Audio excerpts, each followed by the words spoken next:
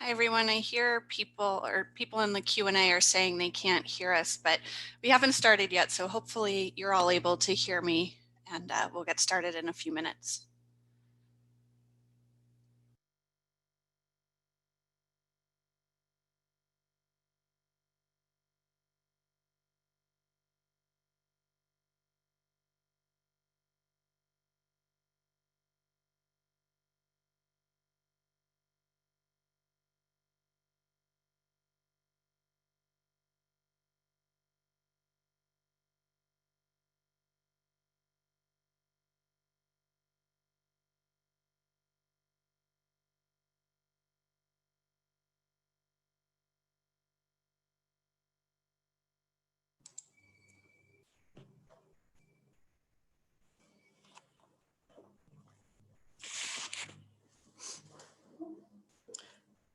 Okay, I hope everyone can hear me.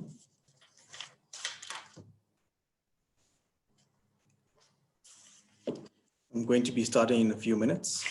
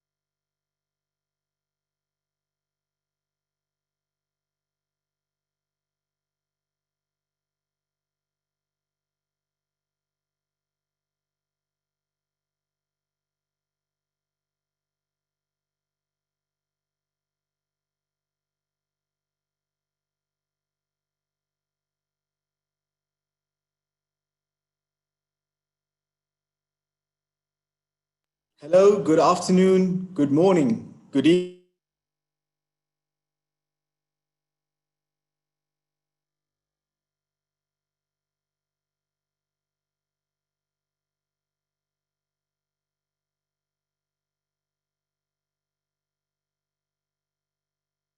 Vanakkam, hola, Makai, Twai, Esitien, Sabona, Unjani, Haloa, Salam, Hoyamora, Hoyamirach. Hello everyone, my name is Tiren Mohan. I am from South Africa. I am part of the Elsevier team who's based in Africa, responsible for ebooks in Africa. Welcome to our article publishing process, an Elsevier author workshop. Today, we would like to welcome each and every one of you and thank you for attending our workshop. As you may know, Elsevier publishes many journals. Example, the European Journal of Cancer, American Journal of Cardiology, the Lancet, Cell, Drug Discovery Today, etc.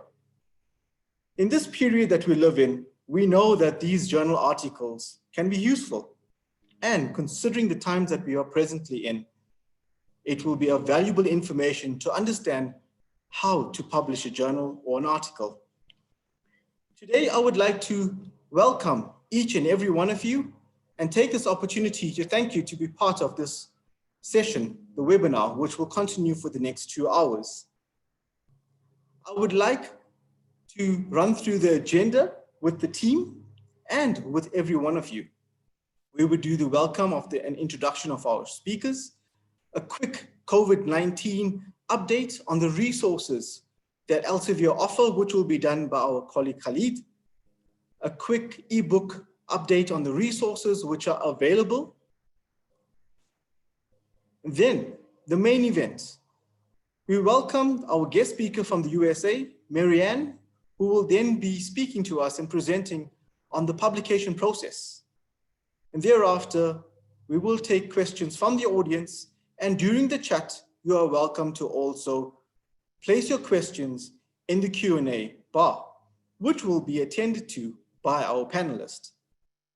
I once again then would like to stress, please allow us some time to go through your questions, which may be answered by the panelist or by Mary during the presentation or at the end.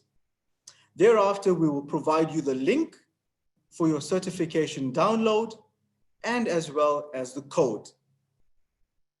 Please allow me this opportunity to welcome my team members and thank everyone as well for participating from across Africa and the globe. Elsevier have many solutions to offer. Some of the solutions you may be familiar with already. Example, Science Direct, Scopus, Mendeley. And through this knowledge cycle, we can assist you with your publications, with the research, the references that you may need, and many more. However, I would like to now take this opportunity to introduce the speakers. And the first speaker is Mr. Khalid. Mr. Khalid will be covering an area of the Elsevier publication links during this COVID-19 period, which Elsevier is offering. Elsevier is, Khalid is currently based in Elsevier at the offices in Egypt. And that is his email address at the bottom of the screen. Please feel free to reach out to him for these links if you need to. Our next speaker would be Natalia Garcia. Natalia will be presenting the textbooks which are currently available on Science Direct to the present and past customers. Natalia's position at Elsevier is the research reference consultant, customer consultant, and Natalia's email address is at the bottom. And then we come to the main speaker, our guest speaker, Mary Ann Zimmerman. She's presently a publisher in health and medical journals. Some background with Mary: she has a vast experience in working with journals, book publishing, along with a range of various digital products. Mary has also had various experience of working with various products in Africa, which I will allow her to share in the upcoming minutes. Her passion is the research, accessibility, transparency, and open access. Mary is presently based in Philadelphia and has a master's degree in library and information science. I will once again thank you all for attending, and I would now like to hand over the floor to Khalid, who will proceed with enlightening you all with the free resources which are available for you, the public, during the COVID-19 period. Thank you. Thank you, Taran. Allow me to share my screen.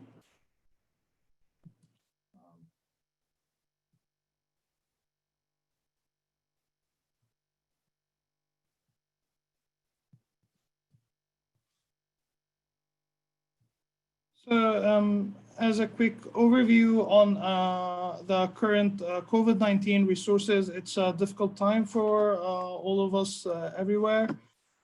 We pray for your safety, you and your loved ones. We want to make sure that you know that Elsevier is there to support by all means we can, and I'll be going through on some of the initiatives we're currently working on to be able to support the world as it fights the current pandemic.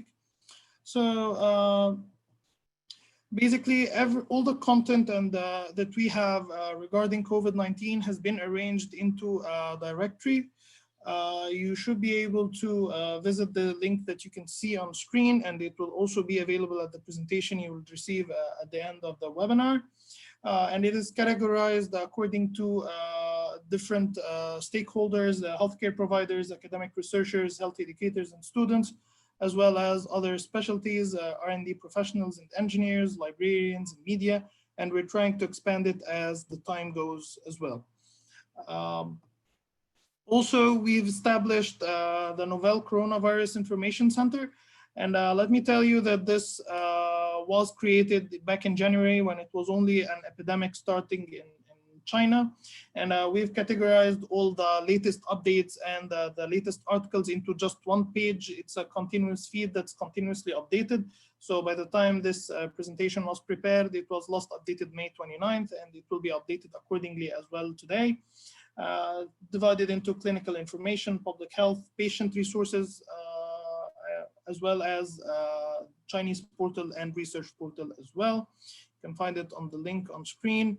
For all healthcare professionals who are joining us today, we have something specific for healthcare professionals. This is with the latest guidelines, with the latest protocols, with the latest resources that you will need to access as healthcare professionals. Everything is summarized, is put into one place with a direct where you can find all that you need from Elsevier into just one place. For any of the researchers who are currently developing solutions or working tackling the COVID-19 problem, if any of Elsevier's specialized solutions would be beneficial to your actual research, you can ask us for individual free access. We are willing to help as long as your research tackles directly the COVID-19. So apart from the content already, you can also access the intelligent solutions that we actually have, whether you're working on life sciences or you're doing clinical research, academic and government, even data scientists as well can find solutions from Elsevier that they can request free access to, and we'll be more than happy to supply as well. As in terms of content or our publications, because Elsevier has grown from just being a publisher to being an information analytics business. So this is the part where I'm saying solutions can actually help, but there is our base. We still are an information analytics business that's originally based in publishing. And in terms for our content on COVID-19 and the research we publish, we've made it all accessible and freely available on Science Direct as long as the pandemic goes. So if you visit this link, it will take you to a search pre-prepared on Science Direct with more than 29,000 articles on COVID-19 and related coronavirus sicknesses. We've also established some of our elite journals who are highly specialized in specific fields have created their own resource centers. So our prestigious, the Lancet group of journals, these are highly specialized medical journals, have created a resource center curated by the editorial team at the Lancet, as well as Cell Press, our elite biomedical and physics research group of journals, and also our partner societies who publish their journals in partnership with Elsevier, like CHEST and the American College of Cardiology have their own info centers as well. Last not least, so you can always stay up to date, create an alert on Science Direct and stay up to date with the newest articles that are being published. You can also find early stage research at SSRN. Which is our preprint and working papers server as well. So that would be in a nutshell. We have separate webinars where we go into more details on the difference between the available resources as well. I hope you stay safe, you and your families, and I'll be laying back to my colleague Teren and Natalia for the rest of the webinar. Thank you. Thank you very much, Khalid, for enlightening us with that information. I would now like to introduce Natalia, who will take you through the ebooks, textbooks which are available. Natalia, I would like to hand over the floor to you. Thank you, Theron. Could you see my screen now? Yes, I can, Natalia, and I'm sure. All right. Excellent. Thank you. Thank you. Hi, good afternoon, good morning. Thank you for attending this webinar today. As the coronavirus impacts all of our lives, we acknowledge that we are truly in unprecedented times. During this time of uncertainty, Elsevier is dedicated to providing access and support to our customers all around the world. Due to this situation, we have made all our textbooks freely accessible to Science Direct customers to support students and lecturers whose classes have moved from campus to online. In my slides, you could see the direct links where you can download the textbooks lists, which are all active at the Science Direct platform, directly at the book title list or at the Elsevier Connect Coronavirus Initiatives. Over here, you could see the subject collections that these textbooks are divided, the primary and secondary level disciplines. It's important for me to mention you that we have made all textbooks freely accessible to Science Direct customers.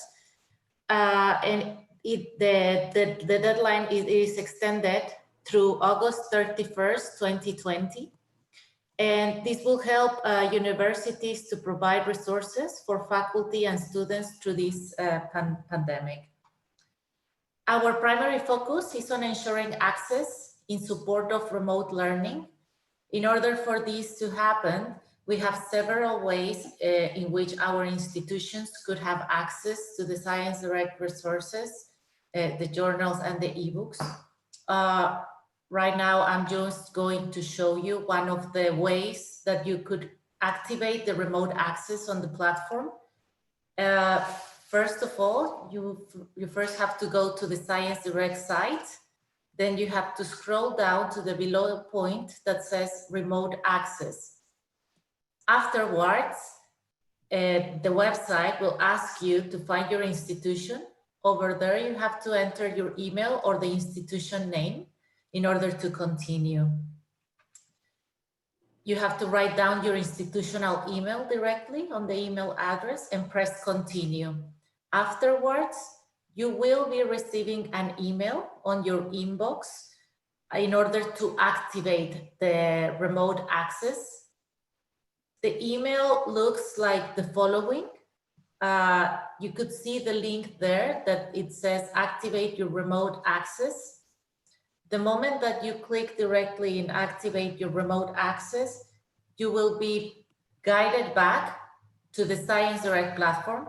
I advise you to please check on the junk inbox if you cannot find it, or in the spam inbox. Sometimes the emails go directly to the spam inbox. So I advise you and recommend you strongly to revise this inbox.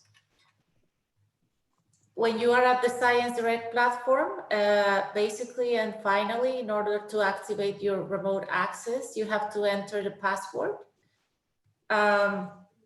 Afterwards, if you are not registered to the platform already, it will ask you to register directly with your institutional email.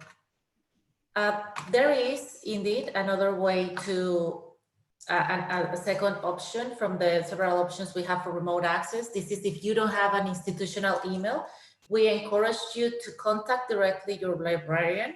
Librarians could facilitate or the registration code and password and the instructions to activate it.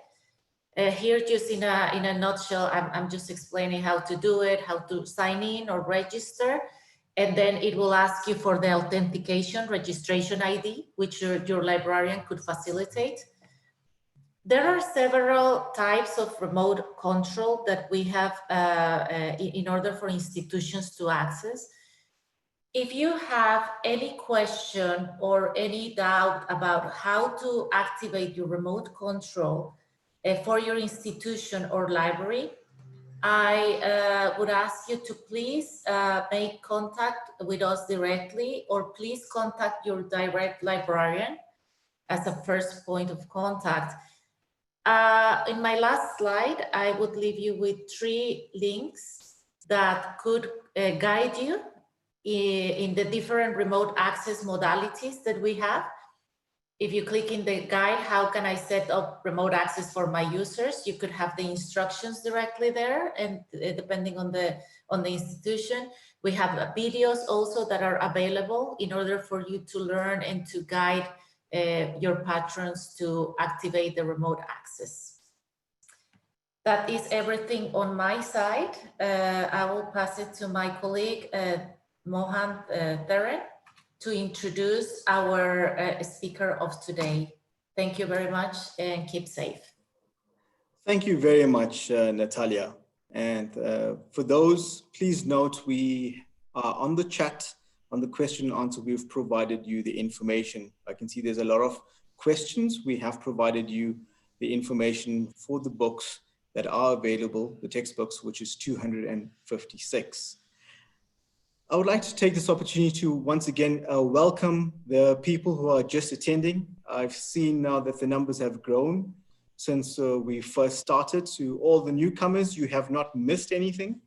Our guest speaker is about to begin, and I will do a quick introduction again for those who have missed the introduction. Her name is Marianne Zimmerman. She joins us all the way from Philadelphia in the USA. She has a master's degree in library and information science and a real passion with research and publishing.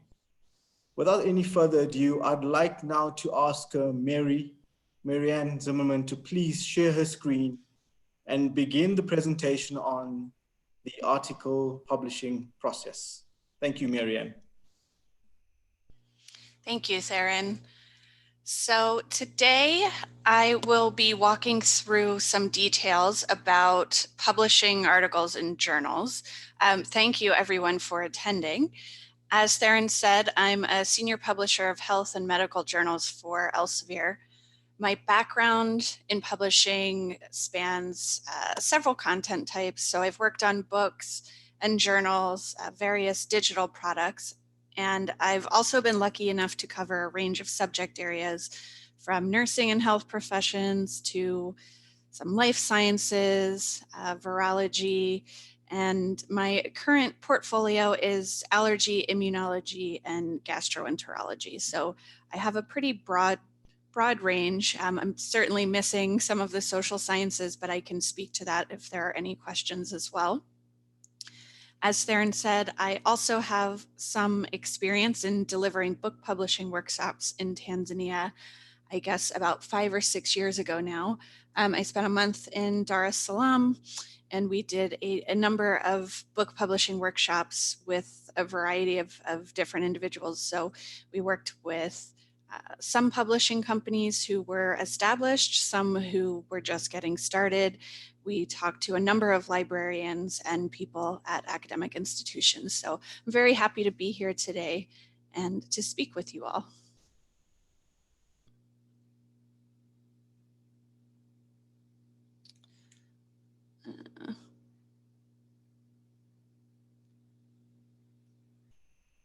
So this is just a quick agenda. I'm going to cover a range of topics today that will hopefully provide some guidance on the publishing process.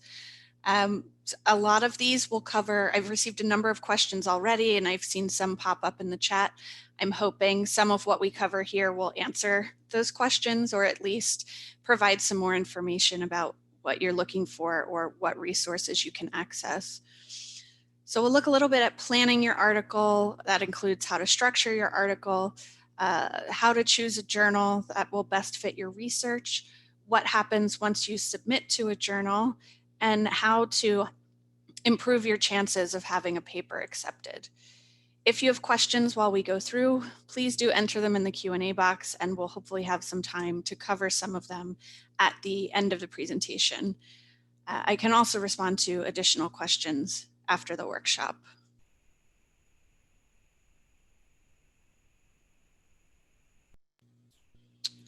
So before we begin, it would be helpful to get an idea of people's experience with publishing, of everybody on the line. So if you don't mind answering the poll question that appears on your screen, we can see what the range of experience is within the group. So we'll give you a minute or two to respond. It's a very basic question, just basically asking, have you had a paper published in an academic journal? So yes, no, you've submitted a paper, but it was not accepted, or you currently have a paper under review at a journal. And like I said, we'll be covering a range of topics. So this one, it doesn't matter if you've never submitted anywhere. But this is just helpful context for our conversation today. We will allow the audience about a minute or two to participate in the polling session, and thereafter we will get the results before moving on to the next slide.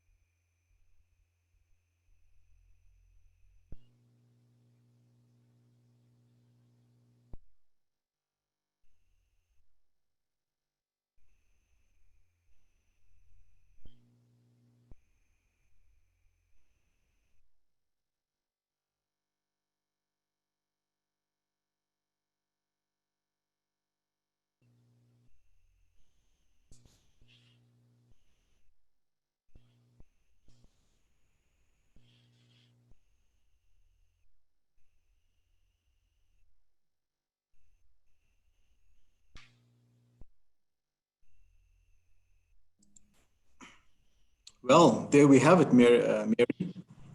Have you had a paper published in the academic journal? And 51% of our audience who have participated have said yes. We have 34% that have said no. Have submitted a paper, was not accepted, was 7%. And paper is currently under review at a journal is at 9%. Great. So we have quite a range. So that's good. So for some of you who have published before, some of this might be, hang on one second. I'm just trying to readjust this to make sure. So are you seeing my screen in the notes view, or are you seeing presenter mode at this point? Sorry. It's presenter mode, Mary. Okay, good. I was going to say my screen is showing something slightly different. Okay, so that's great. Thank you all for participating in the poll. That is very helpful. So as I said, we're going to start with an overview. Mary? Yes. If you can click share screen and select presentation. Right. Instead of sharing your screen, because we can see your notes and the presentation. That's what I was wondering. Yeah. Okay, is that better? That's it, yeah. So if you click share screen and select the presentation and not the screen option.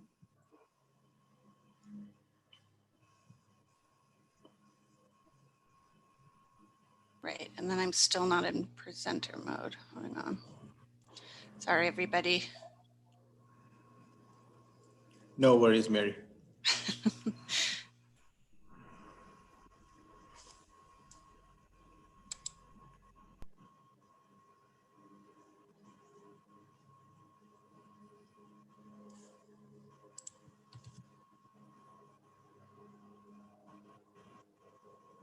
Okay, we can see the full screen of the full view of your presentation.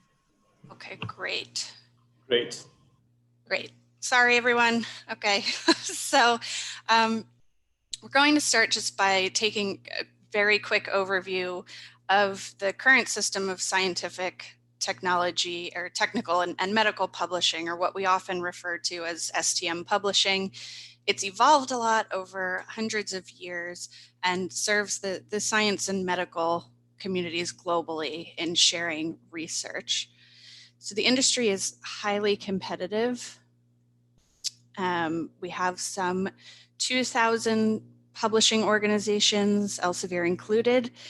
It's estimated that there are over 22,000 peer-reviewed journals, and those are just the ones that are currently indexed in Scopus, so that is increasing every day. And We estimate that scholarly journals publish over 1 million articles a year from approximately 5 million researchers worldwide. So it's quite a huge, huge network of people publishing.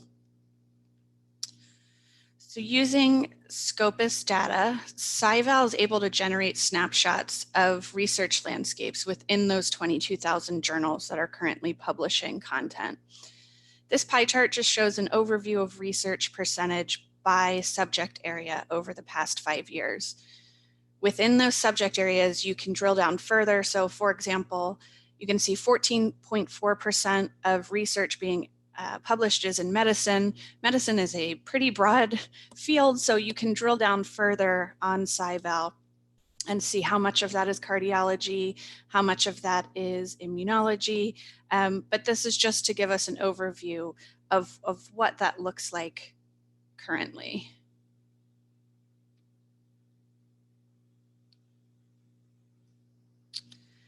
And then looking at that same data in a different way, we can get a glimpse of just how truly global published academic research has become.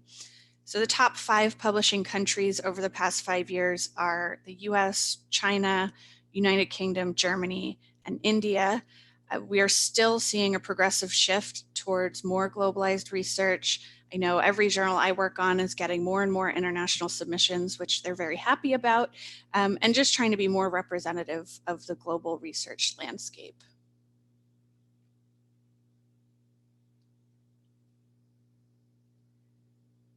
So the role of publishers and journals has remained pretty consistent over hundreds of years. Although, of course, the way these things are done have shifted dramatically, especially with the digital age and everything that's come along with that. So the 4 main roles of publishers and journals is vouching for the timing of publication, reviewing the accuracy of research and certifying its legitimacy in the field, making that content discoverable and readable for other researchers, and preserving the scientific record for posterity. So I will talk a little bit later about predatory journals, and that these things very much set publishers and reputable journals apart from predatory journals, in that, you know, preservation in particular, we've seen many times somebody will submit to a predatory journal, they will pay to have something published, and then weeks later it will disappear and it won't be preserved for the scientific record, which is a big shame. So this is kind of the role that we see for ourselves within the publishing community. So next we're going to dig in on how to plan your article. Again, for some of you who have published before, some of this will be review, but hopefully there are some, suggestions and tips in here that will still be helpful.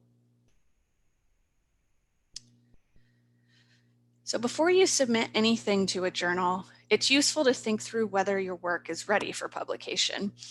You should not yet consider publishing if your work is very outdated. So we usually say if it's over 5 or 6 years old, you would want to update things before submitting it.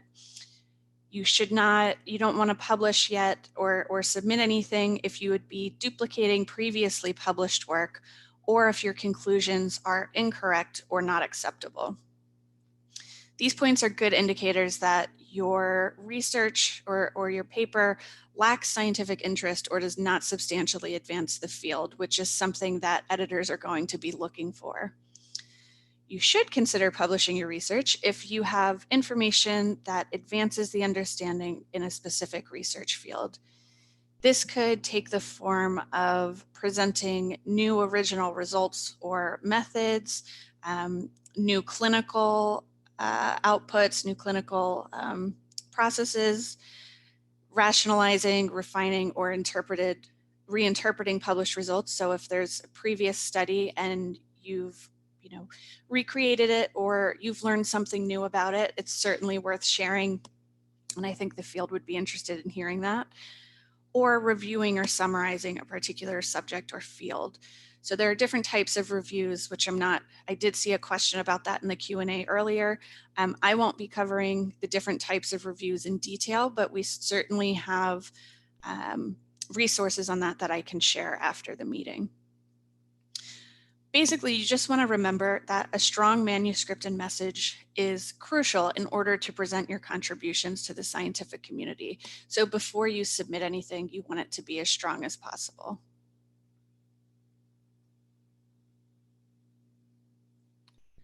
So once you've established that, great, my research is current, novel, and ready to be published, it's time to think about what type of manuscript you're going to write. These will differ by journal, but the three most common types of manuscripts we talk about are full-length articles, letters, and short communication, or letters or short communications and review papers. So full-length articles are the most frequent type. These are often substantial, complete, and comprehensive pieces of original research that are of significance. So generally, when we shorthand mention articles, this is what you would think of. Letters or short communications are quick or early communications of significant original advances. These tend to be much more brief than full articles. So if your research is still fairly new, or if your work is less established in the field, this can be a really great way to get published more quickly and kind of get your foot in the door with a particular journal. For these shorter communications or letters, I would say always, always, always check a journal's author guidelines. They go by different names. Some are called brief reports, some are called short communications, some are called clinical reports. So it's going to differ by your field, and it's going to differ journal to journal. So always look for the author guidelines to make sure that your manuscript will fit what they're looking to publish. And then we have review papers, which summarize recent developments on a specific topic. They also highlight important points that have been previously reported and usually introduce no new information, but they're looking not just at one particular research study, but they're explaining the current field's thinking on a particular topic, looking across a number of research studies. These are often submitted after invitation by an editor, so not all journals accept review papers as standalone submissions. Again, you would have to check the author guidelines for that. So although I've placed on this slide the three most common types of manuscripts, be aware that there are many more, and journals are always experimenting with new types of manuscripts every day. So they're constantly changing. People are trying new things. Over the past several years, we've seen video articles become more prominent. So definitely, and I will say this over and over, so I apologize for repeating myself, but always, once you choose a journal, you're going to want to check their author guidelines and choose the type of article that's going to best highlight the work you've done and get your work in front of the eyes of the people that it needs to be in front of.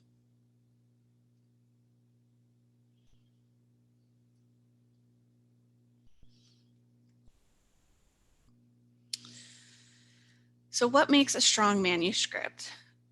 For most editors, strong manuscripts have three key characteristics.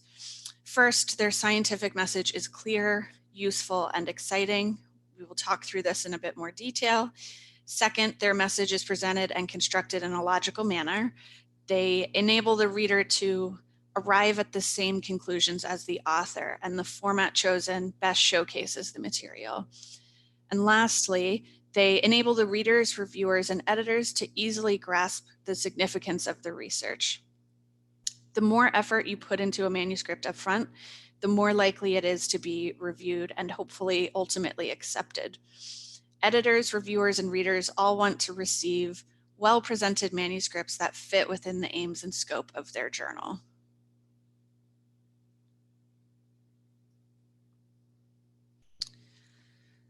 So this is the general structure of a research article. I will go through these in a little bit more detail as well, but basically we have it split into 3 key sections. You have the first 3, title, abstract, and keywords.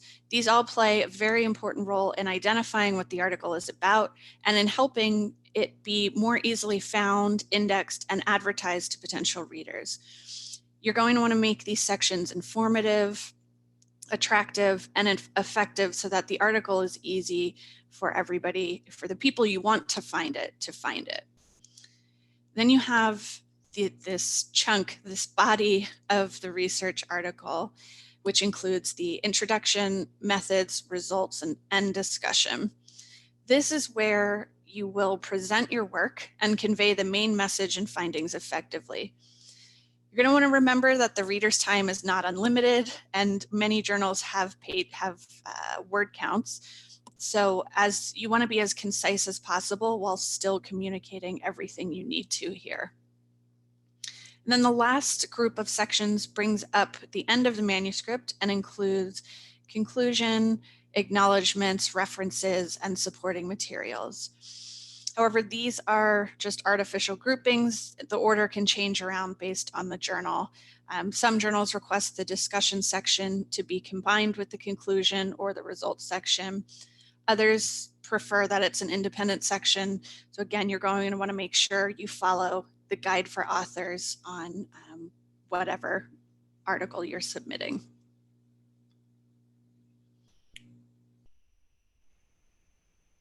Now we have another quick poll. This we're going to get into in a little bit more detail, but what is believed to be the most important part of a research paper? And arguably all of these can be correct. So, but there is one section when you're thinking about furthering the field, furthering science, where you should spend the most amount of time thinking about what story you're trying to tell to the audience of the journal. So we'll give you another minute or two to answer this one.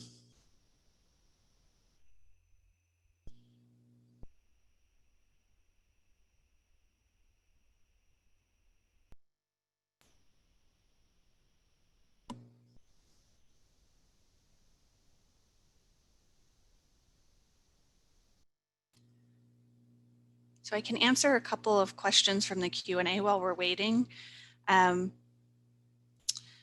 So what is the difference between letters and short communications? This is going to depend on the journal, and they should have it outlined in their guide for authors.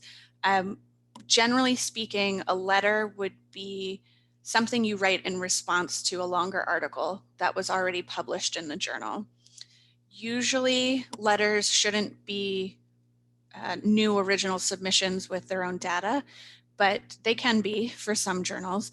Short communications would never be relating to a previous article. It would be something new. Maybe you're just discovering a new method, or you don't have a full research study to present yet, but it is novel information that you think would be helpful. And that's when it's very that's when short communications can be very helpful.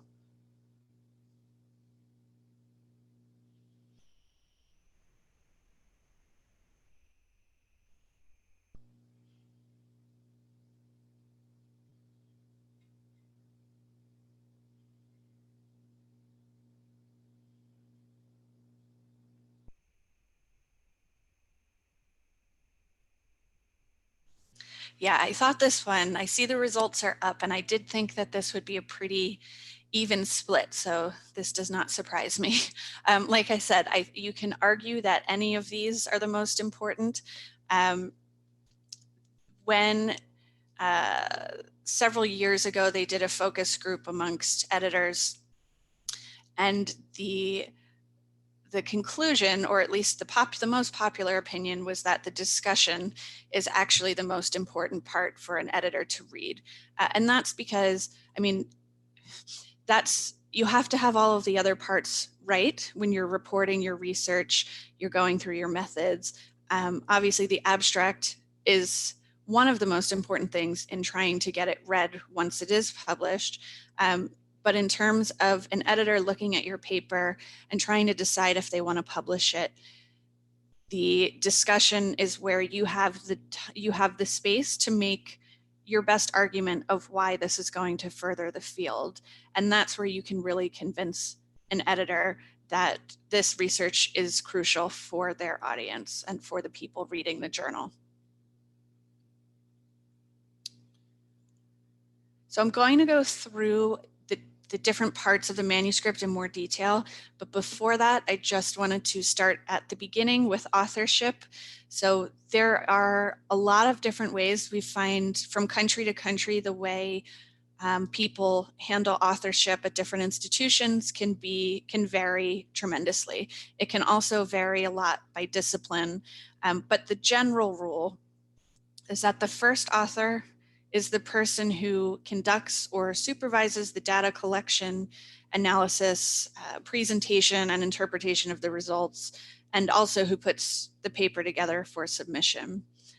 And then there's usually also a corresponding author, which can be the first author, so they can be the same person, but often it is someone in a more senior role at the institution or whose name might help get your paper recognized by the journal's editor.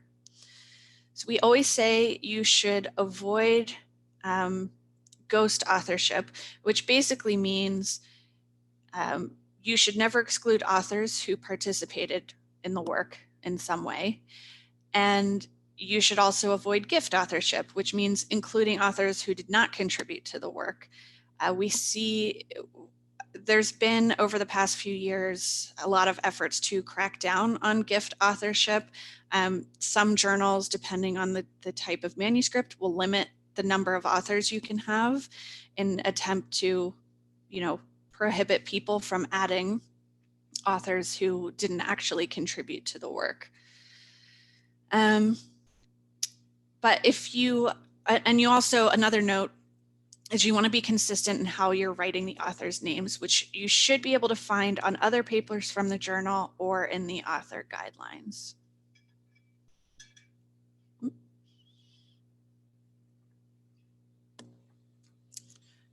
Okay, sorry, this slide ran over a little, but I think we got the point. So talking a little bit more about the title, abstract, and keywords. So at the beginning, these will be at the beginning of your paper.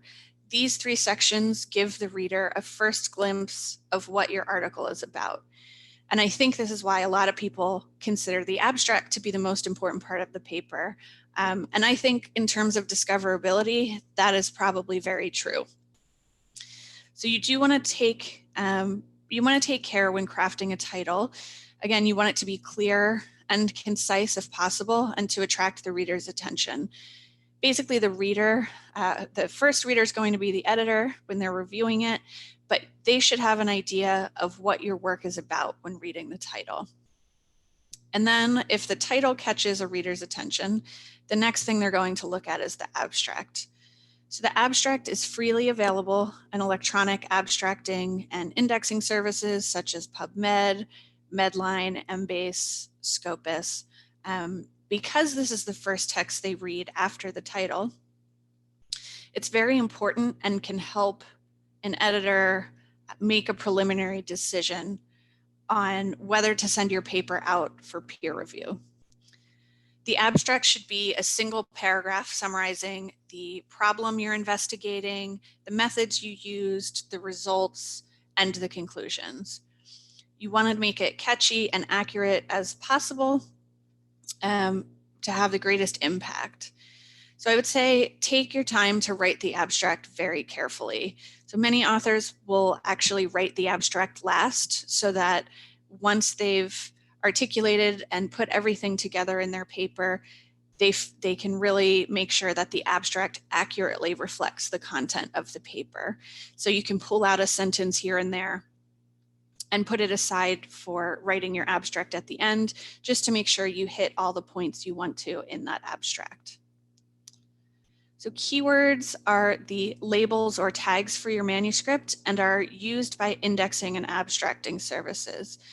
Most journals will ask you to provide keywords for the article at the time of submission. These will help people to find your research once it's published. You want to avoid words that have very broad meaning. So for example, anytime we run a keyword analysis report for a journal, in the medical field, we often see patient come up as one of the top keywords.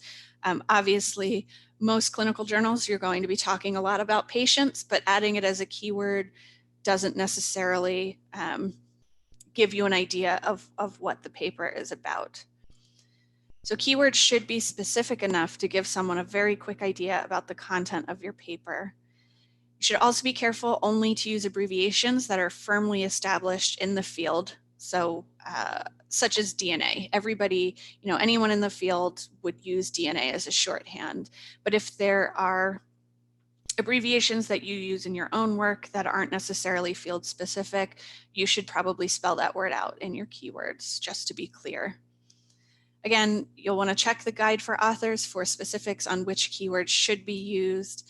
And I did include a table on the slide just as an example of keywords that are associated with an article taken from Science Direct. So the article title is An Experimental Study on Evacuated Tube Solar Collector Using Supercritical CO2. I do not work in solar energy or anything like that, but I think this, if you do, you probably are familiar with something like this. And then the keywords, it's not a long list, but I think they're all very targeted and speak to the subject.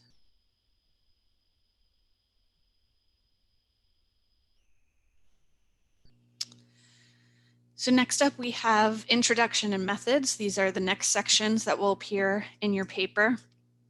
The introduction is used to provide context for your manuscript and convince readers why your work advances a field of study. In the introduction, you're going to want to be concise, but you're also going to want to give enough information to understand why the work is important. So this is different than the abstract in that you aren't summarizing, what you did. You aren't summarizing the methods and the results and the outcomes of your paper, of your research. You're just giving a brief introduction and a little bit of background. So introductions, again, are going to differ. For something like short communication, it's obviously going to be much shorter. So this section shouldn't be a full history lesson, but you need to introduce the main scientific publications on which your work is based, cite a couple of original and important works, including any recent review articles that can show that your research is up to date. And you're going to basically use the introduction to give the reader a sense of how your work fits into the literature. You want to also take care not to make citations to irrelevant references, including your own. So some self-citation is fine, but going out of your way to cite papers that aren't relevant is not recommended. Basically, in the introduction, you want to make sure that you're clearly addressing the following. You want to answer the questions, what is the problem you're ultimately trying to solve? You want to identify the solutions and limitations. So are there any solutions? If so, what is the best solution and what are the limitations currently? And what is your work trying to achieve? So you're trying to tell a story about why your work is important and why they should keep reading about what work you've done. And again, you're going to want the perspective to be consistent with the journal you're submitting to. And also original. So it can be tempting to reuse introductions from your previous papers on similar studies, but every paper should specifically have a unique introduction every time. Some of the wording will probably be similar, especially if you've been working on in the same area for a long time, but just generally speaking, you don't want to reuse a full introduction. That will trigger plagiarism software, so you want to be careful about that as well. And then you're going to look at, you move on to the methods section. This describes how you studied the problem that you outlined in the introduction. It is important to be very detailed. A knowledgeable reader should be able to reproduce the experiment or the work that you've done based entirely on your methods section. Any previously published procedures don't need to be rewritten in detail. Those can be noted in the references or described in supporting materials. The equipment and materials used in experiments should also be identified along with their sources if there's a chance for variability of the quality of these items. If the work is computational or theoretical, this would be particularly if you're working in mathematics or code or computers, you want to make sure that those analytical methods are described in detail as well. And if a note on ethics committee, so if your work involves experiments on humans or animals, it must follow applicable ethical standards, such as the most recent version of the Helsinki Declaration or any relevant local, national, and international animal experimentation guidelines. So this sometimes your institution or state or country has an ethics committee that should approve this at the point of undertaking the research. You will also, for a lot of journals, they will expect ethical approval or ethical disclosures in a specific way that they will outline. Some have checklists, some want you to fill out a specific form, but you're always going to want to make sure that you're following ethical guidelines when doing human or animal research.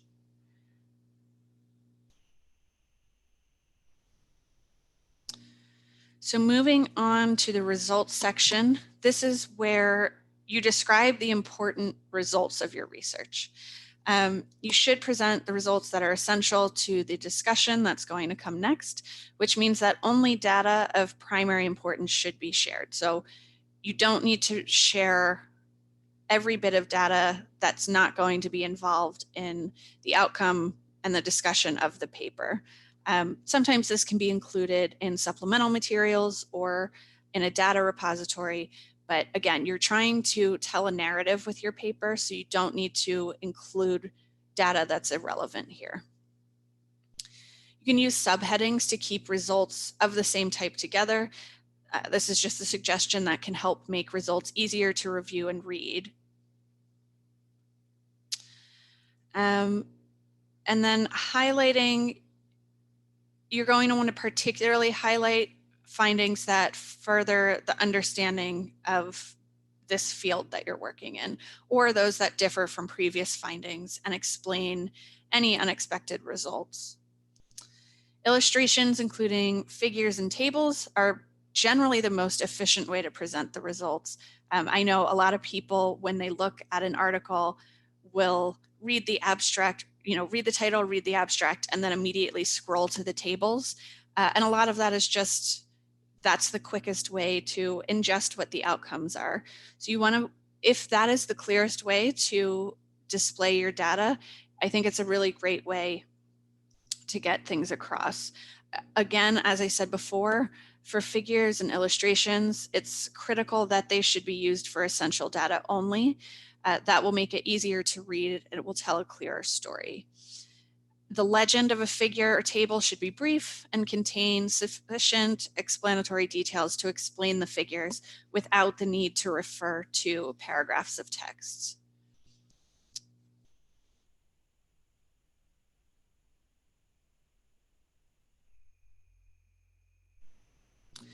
So once you've stated your results, you've outlined your data, you've gone through the methods and how you did your experiment, you move on to the discussion section. And again, this is often considered the most important section of the article, because this is where you get the chance to really sell your research and explain why it's so important. A huge number of manuscripts are rejected because the discussion is weak or only includes more description of the results. You want to make sure the discussion corresponds to and complements the results, but you don't want to simply repeat what you've put in the results section.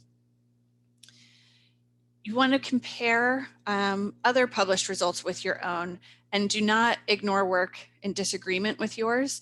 So you want to confront it and convince the reader that you are correct, or how your research, why it conflicts and why you believe that your research is the correct, has the correct outcome. So there's a lot of debate in science and medical research, and this is really where that would be addressed. You want to be careful not to use the following. So statements that go beyond what the results can support. You want to avoid making these grand proclamations, especially if more research is needed to prove them. And then you want to be very specific in your discussion. So you don't want to use non-specific terminology such as at a lower rate or at a higher temperature. You want to use quantitative descriptions instead. So be as precise as you can based on your data. Then new terms that are not already defined or mentioned in your paper, you shouldn't be introducing any new terms in the discussion section. If you have introduced new terms or new methods, they should be introduced much earlier in your paper, probably in the methods or the results section.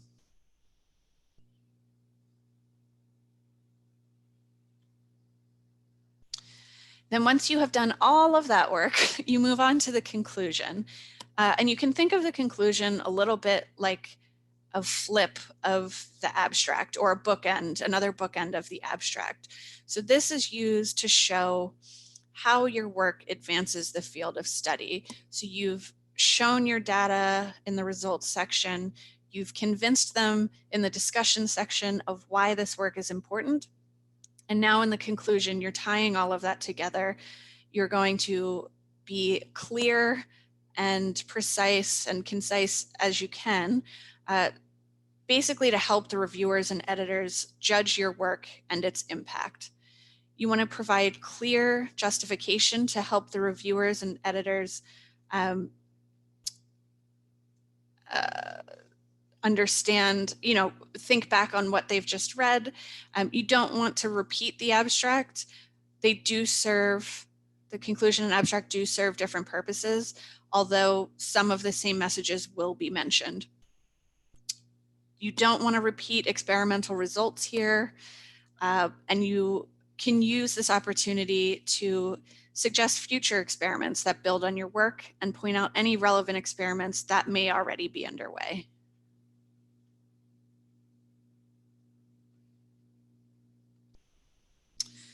The reference list is where you cite the main scientific publications on which you based your work. Take note that there are some journals that also require a conflict of interest statement to be placed before or after the reference section.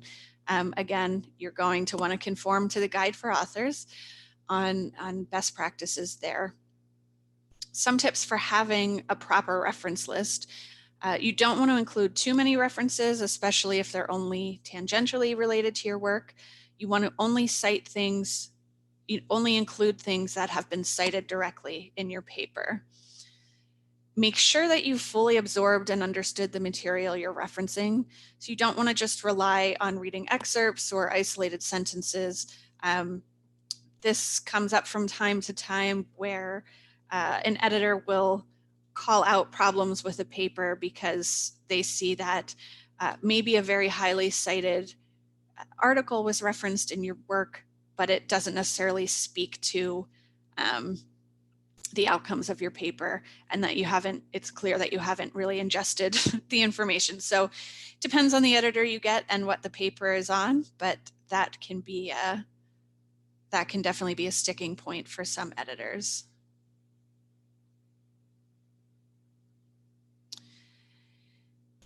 And then a note on using proper scientific language. When submitting to a journal, again, I told you I'm going to say it over and over, and here it is again, but make sure you've checked the author guidelines for the preferred language and style. If you don't have clear and proper language, editors and reviewers will not grasp the full message or the impact of your work. And that's the whole point of submitting to a journal and trying to publish, is you want to get that out there. So even if your findings are cutting edge and really, really important, grammar errors, language quality, spelling, they can all delay publication or lead to outright rejection of the paper. So the more you can do upfront to get your paper in the best possible condition, the better. It's worth noting that a lot of publishers, I would say probably even most publishers, do not necessarily conduct language editing for all journals. So it's important to do this work on your own before submitting. You want to be aware of sentence structure. So in scientific and medical publishing, sentences should be pretty short. They average about 12 to 17 words each. Short factual bursts. When you put together long, complicated sentences, they tend to confuse readers. So you're trying to convey only one idea in each sentence. That will just help make it more readable and understandable for the editor and reviewers. If you're worried about the quality of English in your paper when submitting to an English language journal, there are options to have a colleague of yours review it. You can also work with a language editing service. So I've listed some in the last bullet point on this slide. Elsevier has their own, that's the one I'm most familiar with, but there are certainly others. There are numerous others out there. And several of these will actually give you a certificate at the end that you can submit with your paper if they require it. Not all journals will, but it can help just to show the editor that you've already done this work and it should be in good condition in terms of whatever language they're publishing in. Most of these services do carry a fee with them, so not always the most popular choice, but again, that's where having an English-speaking colleague help review your paper can really help. And I've seen some authors use an English-speaking colleague, adding them as an additional author and allowing them to contribute more substantially to the work. And that way it benefits them, but it also helps get your paper into the best possible shape for hopeful publication.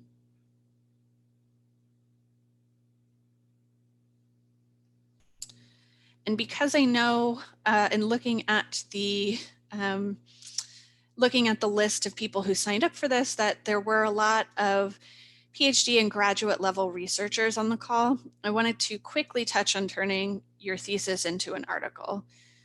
First and foremost, considerable rewriting is going to be needed. And I know once you are done writing, once you're done writing a dissertation, the last thing you feel like doing is, is rewriting it.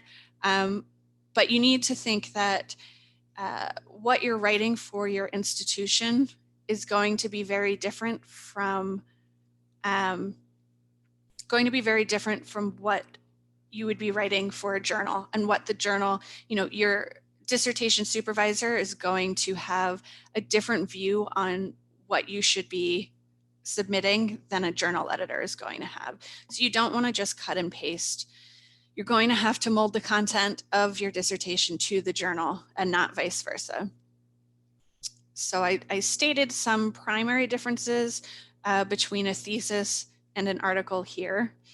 Journals will have their own standards, tone, review, and approval process, different formats, different required elements, and language considerations.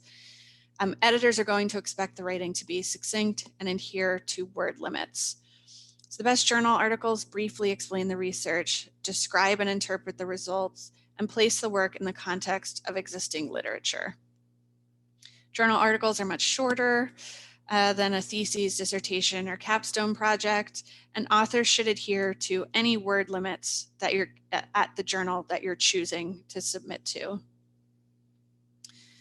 When you're preparing to write a journal article, consider your thesis to be the extended notes. So you can pull from it, certainly, and you should pull from it. You have done all this work, it's all there, but you're thinking about it as you're basically going to have to write a whole new document from those longer notes. It should be a simplified, shortened, streamlined version of the longer academic form.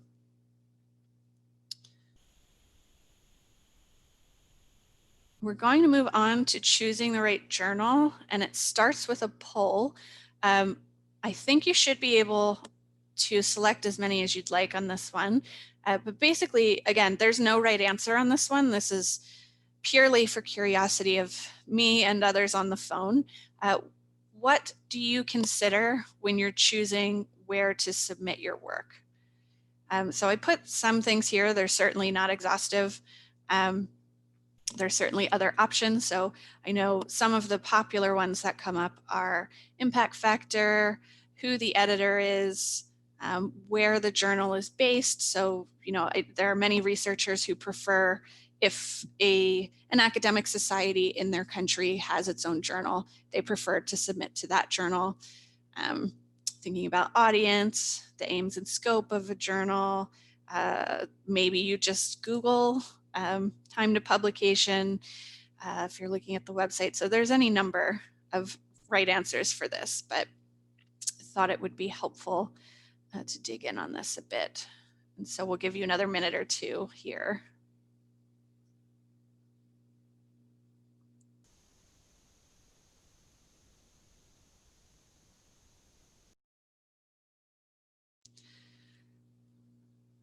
So I'm looking at the Q&A, so if your country doesn't have a local guidelines or ethics committee to get approval, sometimes you'll have to look to journals in your field on what kind of approval they would want for a research project.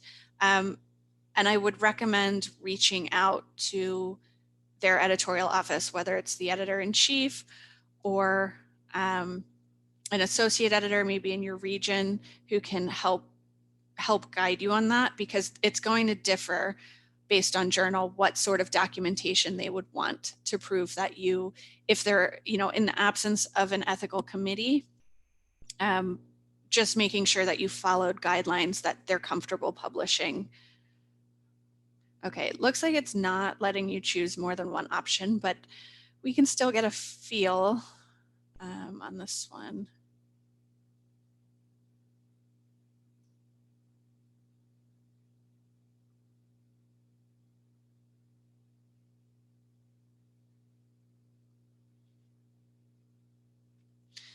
And there's another question, do we have a chance of accepting an article after feedback for a major revision? So most journals, if they feel that they would be willing to reconsider after major revision, they would probably say this in the rejection letter. But certainly we've seen the most common case is that if an article is rejected from one, an author will take the feedback they got from the editor and reviewers on that one, and they will apply it and submit to a new journal. So you kind of get a clean start. And I would recommend that. I think it's often an easier road. They are less likely to dismiss it or already have negative thoughts about it going in. So I think if there's a chance that it would be accepted with major revisions, the editor will say so in their decision letter. So looking at the poll results, it looks like impact factor is by far the top thing here, which is not uncommon at all. Aims and scope, I'm very pleased to see that as high as it is. I think this is, when looking at where to publish, you should always be considering the aims and scope, which we'll get into. And then time to publication with 10%. I think that's a really increasingly important one. Every year when we ask authors what are the most important items in submitting to a journal, time to publication is getting more and more important. So this is really interesting. Thank you all for sharing with me on that.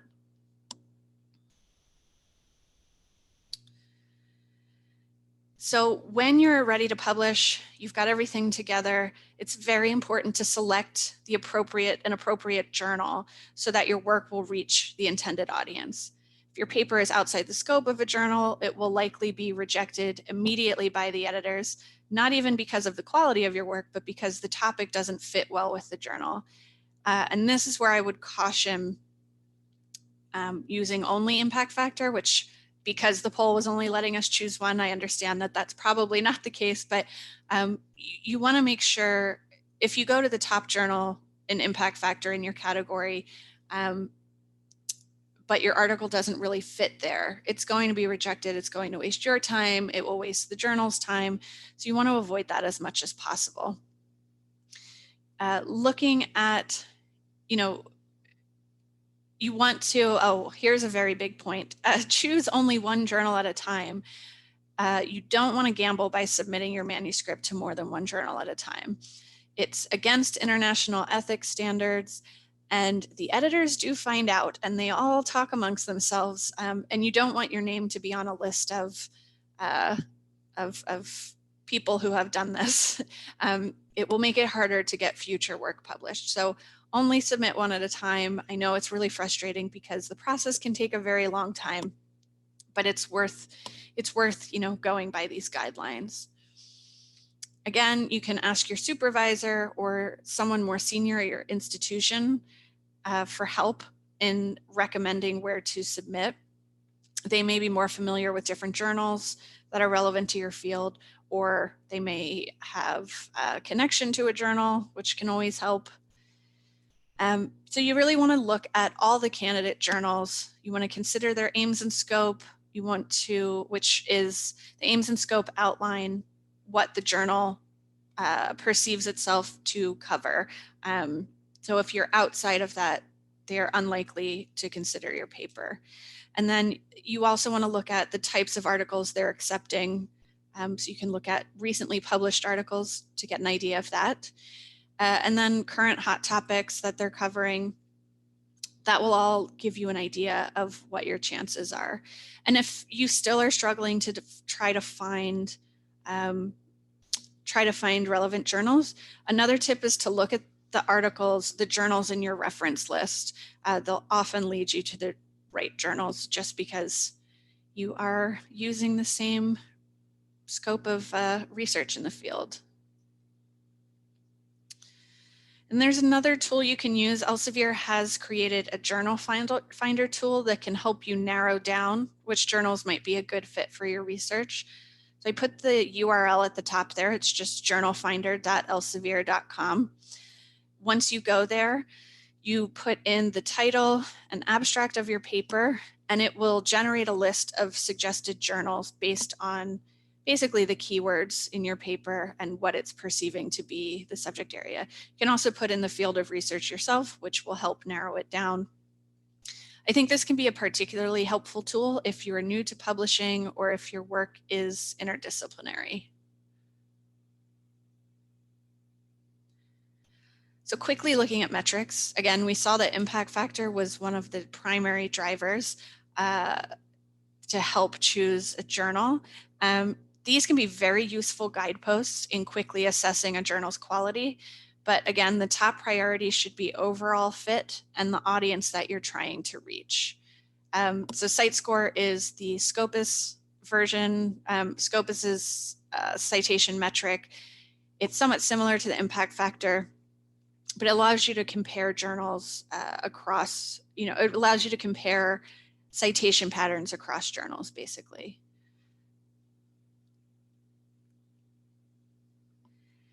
And a quick word on predatory journals. So predatory journals have popped up over the past decade or so, and they often try to mimic well-established journals by using similar names or covers, but they do not follow true scholarly standards, and they often will charge authors just to submit their work or to go through peer review, which is of note. This is different from open access.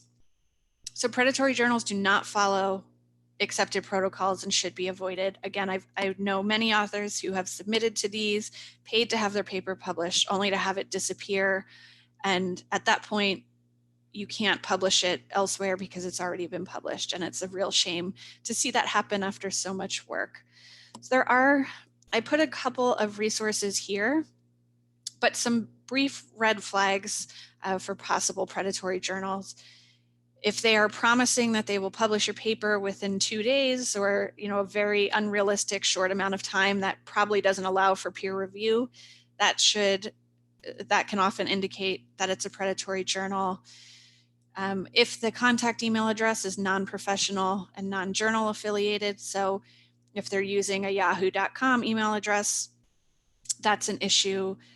Their retraction policy should be the retraction policy should be clearly stated, and copyright, if they're expecting you to give copyright to the journal immediately before acceptance, that is a big red flag. You shouldn't be signing anything over until they've accepted it. If the website contains a lot of spelling and grammar issues or just doesn't look right, if the quality of the images that are published look really questionable and fuzzy, basically, the websites listed here offer some cautionary guidance about these journals. And I would say, you can always ask a colleague or even reach out to, if I'm happy to field these questions too. If you come across a journal that you have questions about, I can try to help you figure it out. Unfortunately, there's no clear list of this is a predatory journal and this one is not. But generally, it just takes a little bit of research. So once you've submitted your article and it enters into this journal publishing cycle, this visual outlines the different steps that publishers, in cooperation with editors and editorial boards, take at that point. I feel like people submit their manuscript and sometimes it feels like it disappears. So we're just going to quickly walk through what happens at this point. So the first thing usually happens is your paper will go to an editor's inbox. They will have a very quick look at it, usually just scanning to see if they think it has scientific merit and they think it fits their journal. They'll generally send it out for peer review. So peer review has become the filter that much of academic publishing is based on. We use it to evaluate the quality, comment on validity, and judge the significance and originality of research. The process also helps to improve the quality of the paper, so reviewers will make suggestions. In a recent study by the Publishing Research Consortium, over 90% of authors agreed that peer review improved the quality of their paper. So as frustrating as it is to get back comments that you should change X, Y, and Z about your paper, the goal is to ultimately improve the research. And you've probably, if you've ever served as a reviewer, you've used one of the online platforms that usually help run this. Once it's through peer review and the article you make the recommended changes, it enters the journal's production process. This generally includes copy editing, proofreading, page proofs, pagination, formatting, journal branding, and then XML metadata and identifiers are attached to the papers to make them more discoverable online, and your keywords will help in that regard. They'll check artwork quality just to make sure everything is good there, and everything's ready to go. And so in Elsevier's case, once an XML format for the article is completed with all of these elements, it's then deposited into our electronic warehouse. And from there, the article can be published and posted online as HTML or PDF, or it can be published as a print copy. So we have currently over 80% of research is still published via traditional subscription model, where the author does not pay anything to submit or publish their work. We have been seeing an increase in open access over the past several years. So the brief description of open access is that it requires the author or the institution or funding body to pay an article publication fee. And the published article is then made freely available to anyone as soon as it publishes. They don't have to subscribe to the journal. It's much more shareable. So some journals exclusively publish open access articles. In other cases, subscription journals allow authors to sponsor their articles. So it will be a mix of free to publish and also paid open access articles.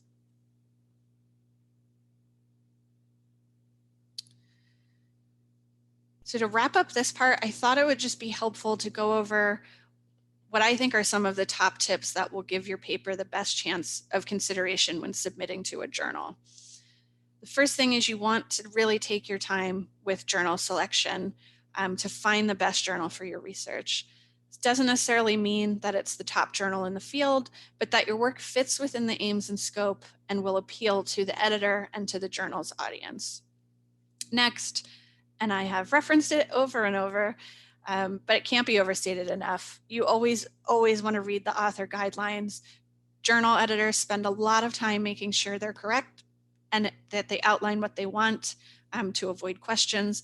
So the more that you can show that you have done that work in advance, they will be very, very happy to receive your paper. If you think you have something to share, but you don't have enough research completed or not enough novel information to add to the literature, consider submitting a short communication or brief report or whatever the journal calls it. They're often easier to get published and they still provide a platform for your work. You can still put it on your publications list on your CV. It's a very good way to get your work out there. Language editing, again, if you think your paper will require language editing, it's worth addressing this before you submit a paper.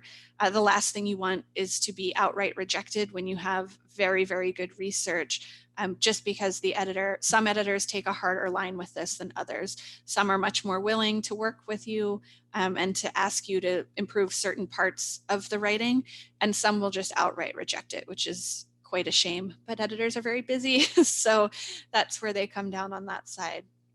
By taking the time before submission to address those concerns, you'll increase your chances of review and acceptance. And I think don't be afraid to reach out to the editor-in-chief or perhaps an associate editor who's located in your region of the world. Regional editors for journals should be able to offer some guidance in submission and publication, and they're often happy to do so. You can reach out with questions about whether your work would be of interest before submitting, or if you have any specific questions. Generally, editors are very happy to help with that. If you do this, though, I would say make sure you're addressing the correct editor. I've had several editors disregard queries from potential authors because they send them a message with the wrong journal name or the wrong editor's name. So you just really want to make sure that you have that correct.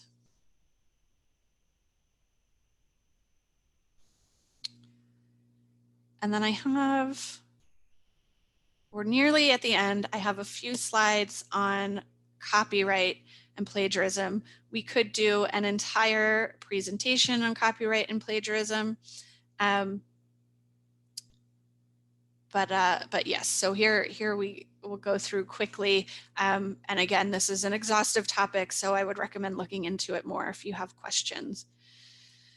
So when you publish in a journal, especially if you're publishing for free and not via open access, you're usually going to sign an author statement.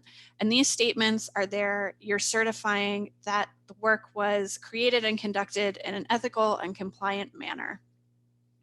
For government work, this will be different. So if you work for a government, certain governments expect all of the work by any authors who work for them to be in the public domain or to be licensed to the university. So you just want to be aware of that up front. But most author rights are for a subscription journal. The rights that you retain will be spelled out in the publishing agreement you receive and you sign. Typically, you can still use your article for academic rights. So if you're presenting at a conference or something like that, you can certainly present your work. It's not limited by copyright. It's important to note that publishing agreements will vary by publisher, so you want to read them carefully. Reuse of your work and other scholarly works, even though it's your work, if it's been published somewhere before, you're still probably going to need to request permission to have parts of it republished elsewhere. So you just always want to err on the side of caution with this. And I'm going to skip past this really quickly in the interest of time, but this is just the difference between subscription and open access and author rights. And again, you can find this on the Researcher Academy websites, which we'll link to, and other Elsevier websites certainly have this information. So just a quick slide on plagiarism. So plagiarism is basically using another person's ideas, processes, results, or words without giving appropriate credit.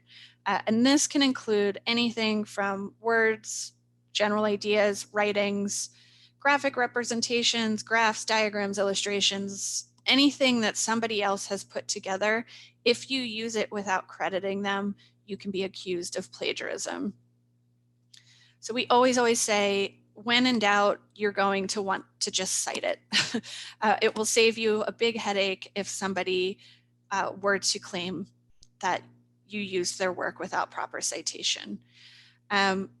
This includes citing your own work or your advisor's work or your friend's work.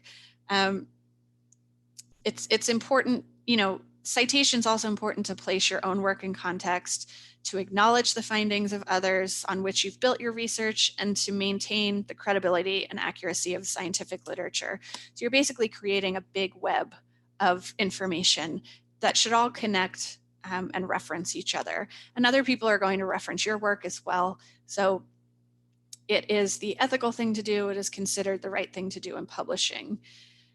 Plagiarism is easily avoidable, so you can use ideas and phrases and arguments from sources that have already published. You just always need to acknowledge the source and the original author in your manuscript and in your reference list. If you are accused of plagiarism, consequences can very much vary depending on the journal and on the level of misconduct and on your institution. So some authors, it's as simple as just having the article retracted, and it carries a note that they are retracted for plagiarism, which does not look great for future article submissions. Some receive letters of concern or reprimand. Some academic institutions will carry out disciplinary action against a faculty member if they're found guilty of plagiarism. Very rarely do such extreme punishments, such as losing your job or being barred from publishing, that rarely happens, but it has happened based on plagiarism. So you just want to be as careful as possible and always cite.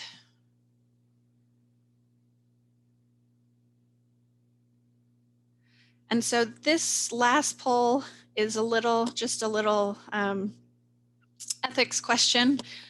Whether this researcher has violated ethical boundaries. So the story we're looking at is if research notices a paragraph in a previously published article that would be suitable as the materials and methods in his article. The researcher decided to copy that paragraph into his own paper without quotes or attributions. So has he violated ethical boundaries, or is it okay because it's the methods section and that's exactly what he did, so it would be the same anyways.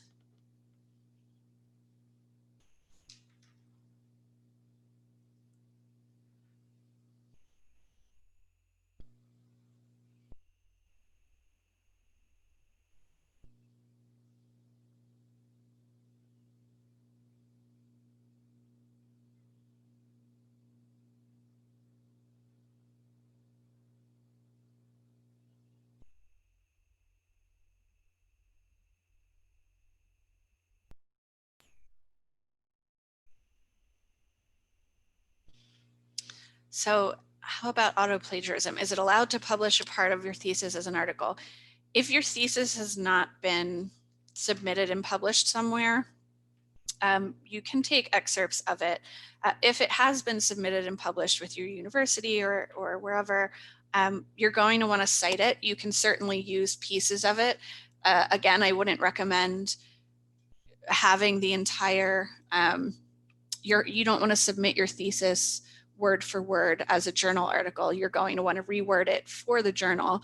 But for some sections, certainly the wording will be the same. Again, you just want to cite yourself and cite your thesis and make sure it's clear, just to cover all your bases and make sure that you don't get called for that.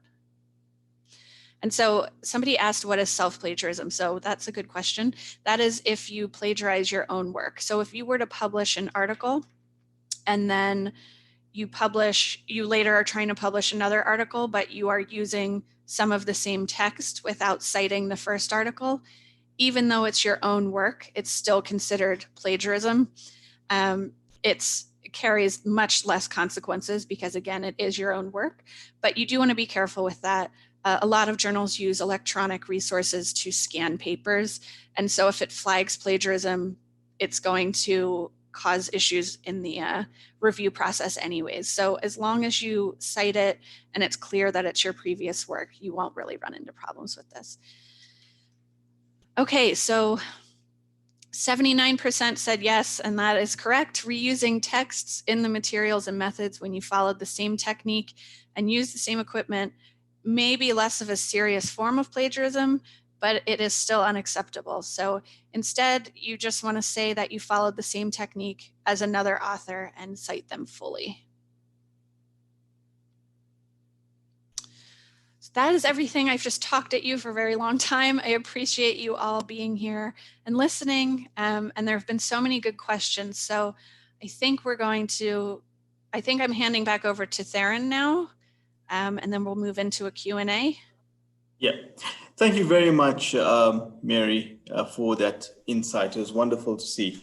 So, ladies and gentlemen, we have the YouTube live running, and I'm going to ask my colleague Khalid to please ask the first 3 questions to you, Mary, which would come directly from YouTube.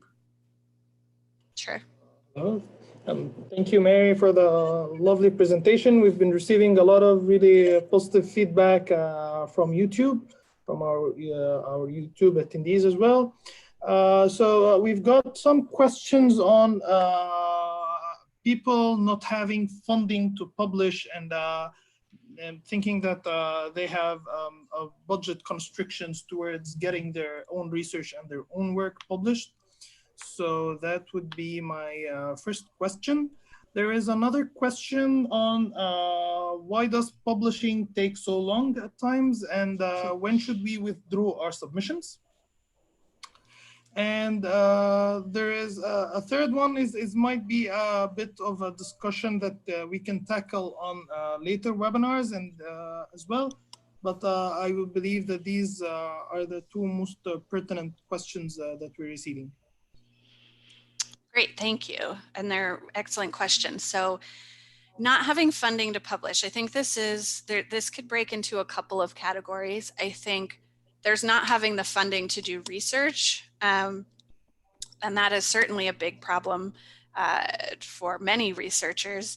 And I've talked to several researchers over the years who have said they spend all of their time applying for grants so that they can do their research, and then they barely have time to write up their research and publish it. That I don't have a lot of advice on, unfortunately, because it's a known problem around the research community is getting research funding. I do know that obviously, growing your network and partnering with people or institutions who do have more financial resources can help in that regard. But that obviously takes time and often is a more available option to you if you're further along in your career. In terms of not having funding to publish, most journals still allow authors to publish for free. You shouldn't have to pay to publish. So open access is where you do pay a fee to publish and have your article freely available. But you can publish your work for free in most journals. So that the actual funding to publish the completed work, that should be less of an issue. But again, I certainly sympathize with the budget restrictions for funding of the actual research itself. And I know, especially now, those issues are becoming more of a concern for many people because of coronavirus. A lot of institutions have been slashing research funding already. So I expect this to continue to be an issue. Again, I don't have, I wish I could give you all research funding, but this is a very known problem across publishing. So Mary, as just a follow-up to this, there are actually two very contrast views that people getting regarding to this specific question. So some people have this idea that all the journals or the majority of the publication is paid for and it's a gold open access model.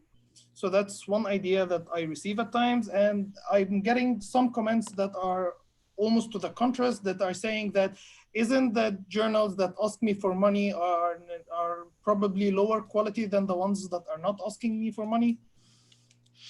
Yeah, and those are very common concerns. So I would first address that most journals are not open access at this point, though when you see new journals, and most of the growth in the publishing industry currently is launching new open access journals.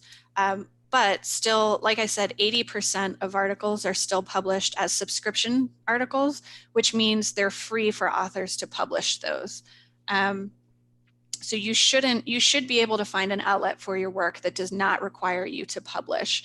And again, I think in the journal finder, the Elsevier journal finder I posted, it will give you options that are both paid and unpaid suggestions. So you can narrow it down, if you don't have a budget to publish, that is an option.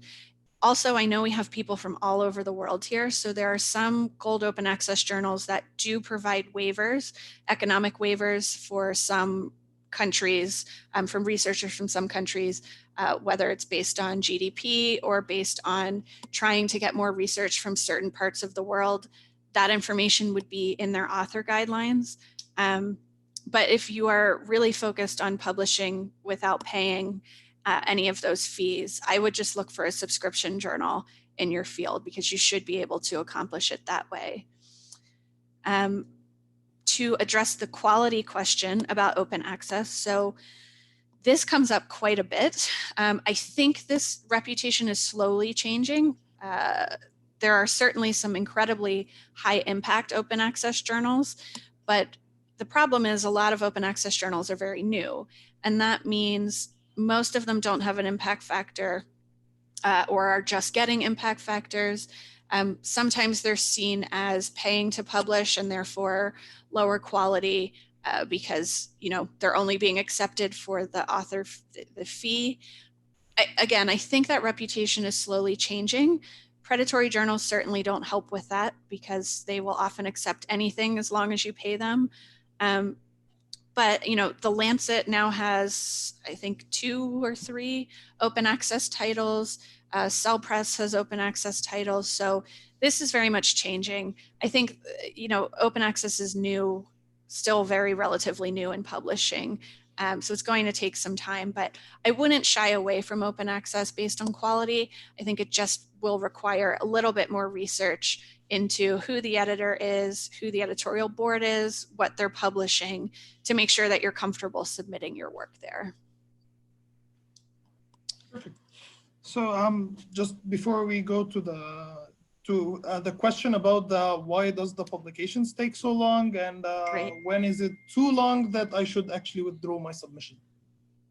Yes. I'm laughing because I hear this question all the time. So why does publication take so long sometimes? This will also differ based on what field you work in. There are probably, especially if you're in the humanities, you probably experience much longer times for editorial processes. There's been more of a focus on speed in especially physical sciences, but life sciences and medical. they've been trying to get better on speed to publication. Honestly, the answer is just that editorial offices are very busy. You know, most editors try to look at what's in their inbox in the first week after they've received it. Then you add in time for peer review, which, well, then you add in time first for the editorial office if there's anything missing. So if something's in the wrong format or an element of the article or the submission is missing, it will sometimes go back to the author. That adds time. Submit it again. Once it goes out for peer review, you're at the mercy of people who are doing review work for free. So first of all, if you invite 3 reviewers, you don't know if all 3 of them will accept. You'll probably go through a process of having to invite more reviewers. It's very rare for everybody to accept on first invitation. So by the time you have all of your reviewers invited, it's usually a matter of another 2 to 3 weeks. Then they're usually given 2 to 3 weeks to review. At that point, if they need a tiebreaker, it might go to another reviewer still. Basically, the peer review process can take a much longer time than anybody would like. But again, we are relying on academics who are doing this for free and who are very busy. So that's a big part of it. I think then once it goes back to the author, we do see delays in making corrections or changes, resubmitting, and then needing to get those papers reviewed again to make sure the changes are adequate and addressed the reviewer's concerns. Then once your paper is accepted, I don't know if this was, this was part of the question, but sometimes once a paper is accepted, it takes a tremendously long time to actually publish in the print version of the journal. Usually now, once it's accepted, it's online within a couple weeks, which is good. But if you're looking for that print publication and for it to be a final publication by citation standards, that can take, there are some journals that it takes over a year, which is crazy. But the reasoning behind that is just that they have a big backlog of papers. For a variety of reasons, editors like to control how many articles they publish every year. And so you basically just get into the back of the line and it takes a long time. But in terms of when to withdraw your submissions, it depends on the journal and on the subject area, I would say. And a lot of it is going to just depend on the circumstances. So I think you should always, if you've reached out to the editorial office and they're unable to give you an update or you don't hear back, and you feel like it's already been a long time, I wouldn't hesitate to withdraw a paper. I think most, if it's just taking longer for review, they should tell you that. They should say, I'm very sorry, and give you hopefully an idea of a timeline when you can expect an answer. If they've stopped communicating entirely, I think withdrawing your paper is probably in your best interest, because you can easily go to another journal and hopefully get a more timely and better communication from the editorial office. That's great. I think you've covered it from all aspects, Mary. Thank you so much for this. I believe this, we're receiving way much more questions from YouTube, but I'm going to be relinquishing back to Terran. Probably this too many questions from either side. So we're just trying to pick a representative sample. So back to you, Terran. Yeah, thank you very much, Khalid. And a very big thank you on behalf of the Elsevier team to Mary. And we really appreciate the insight and all the work and effort that's gone into this. We have just a few more minutes left, and we have one last polling question. And this is for the audience. The audience to please answer. Please rate the publication workshop, which you have just attended.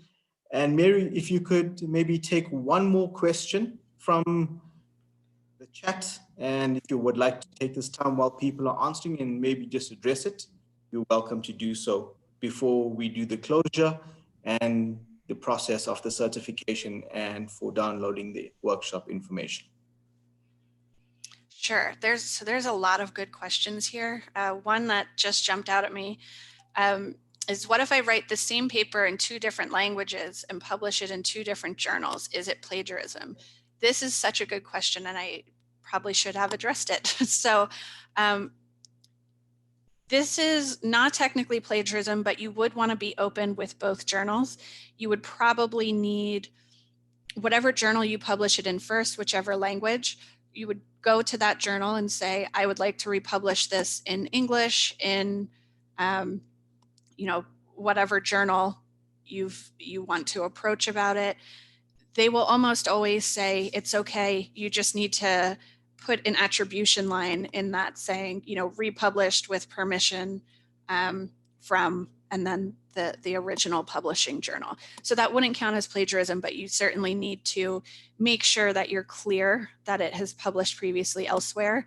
I did have a situation in one of my journals a couple of years ago where somebody did plagiarize in a different language. So it originally published in a Chinese journal, and then it published in an English journal with different authors, but the content was the same. And this got flagged as major plagiarism because obviously they stole all the content from the paper in hopes that plagiarism software wouldn't catch it, which it did not.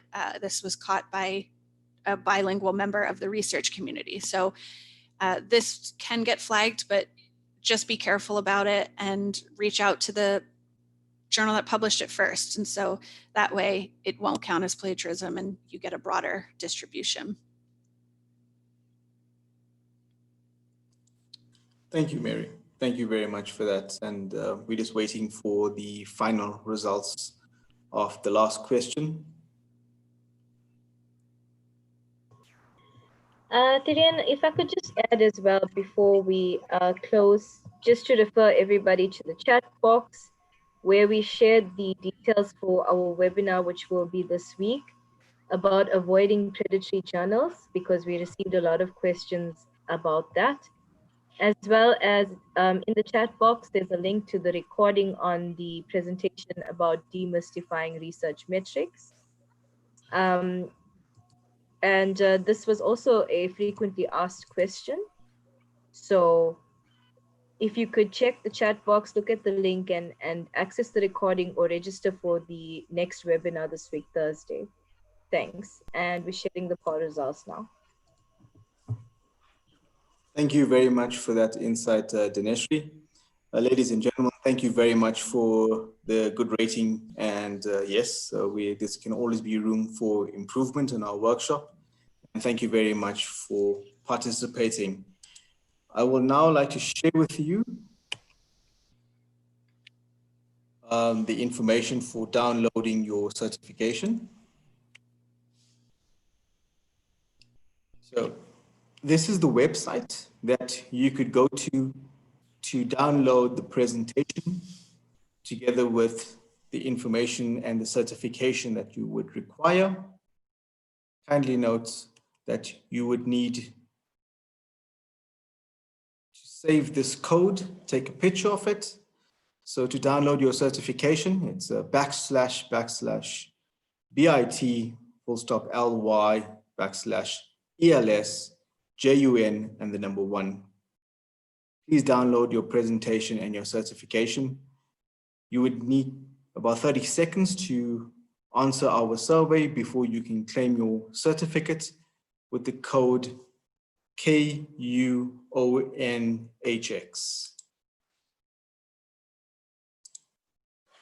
So thank you very much, ladies and gentlemen, for attending. It's been a real pleasure to have you all today, and we really welcome all. We welcome all the questions, and we also say thank you to everyone for all the input and all the excellent work and effort that's gone into this. The next workshop will be taking place on Wednesday, which is this week, Wednesday, the 3rd of June, which is the books workshop, publication process for books. On behalf of the Elsevier team in Africa, we'd like to take this opportunity to say to everyone to stay safe. God bless, travel safely wherever you are going. We are living in unprecedented times.